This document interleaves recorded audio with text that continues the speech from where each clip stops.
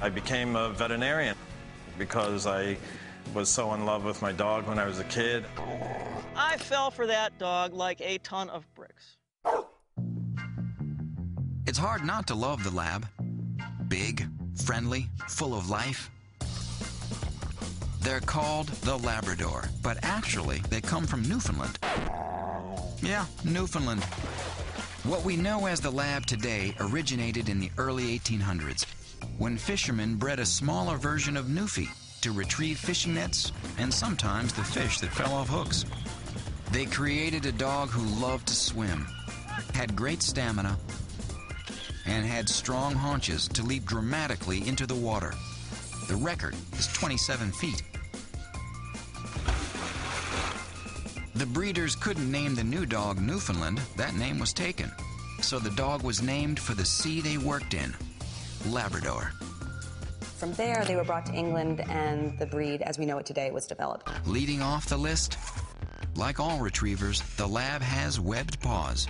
These natural flippers make him one of the strongest canine swimmers around. The second trait is an otter-like tail. Thick at the base and strong, it acts like a rudder in the water. Number 3 is a layered, slightly oily coat that keeps them warm, helps them float, and is also drip dry. Labs come in 3 bold colors. Black is the most common and the most successful in competitions. Yellow's next, and it's the most popular for labs working as police dogs. Chocolate is the rarest. There's a misconception that people think that black labs come from black labs and chocolates just come from chocolates, but you can have all 3 colors in a litter. The 4th trait bred into labs is what dog experts call a soft mouth. A well-trained lab can carry an egg in its mouth without cracking the shell. And then there's that 5th special trait, their unique ability to learn. So you don't have to be the best trainer in the world. You just need to be making an effort, and the dog will meet you halfway and try to do the rest. That's it.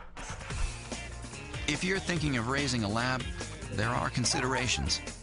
I think people would be surprised that Labradors, while they can be wonderful adult companions, as puppies oftentimes are the mouthiest dogs. So you have to be prepared, if you're raising a Labrador puppy, to teach them from a very, very young age to have what trainers call bite inhibition. That is, to be really careful with their little razor-sharp teeth. There are some people who are not necessarily the best people for a Labrador. The dogs tend to have a high activity level. This is a dog that needs room to run. He's a sprinter, able to hit speeds of 12 miles an hour in 3 seconds. But labs aren't quite super dogs. While robust, the lab is prone to several ailments. One of the best known is a problem of the hip called dysplasia. It's caused by an abnormal formation in the hip. It leads to a loss of cartilage and pain. Labs are also susceptible to a genetic eye defect called retinal dysplasia, which causes blind spots. And like most athletes, labs have problems with knees and elbows. The Labrador Retriever could be the most versatile breed of dog in the world. Life expectancy is 12 to 13 years. Labs as a breed tend to be pretty healthy dogs, but there are some issues that they're prone to on a genetic basis. Grooming is minimal, but they shed moderately in the spring and fall. They are athletes who adapt well to cold environments.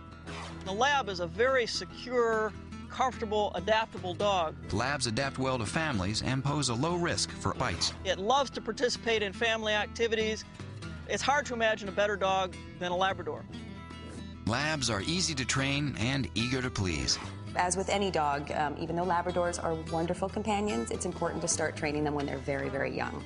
So, in general, labs love the cold, but thrive in most environments. Though labs get high marks for health, they're prone to hip, elbow, and joint problems. Labs are very easy to groom. They're easy to train. These loyal dogs make wonderful pets.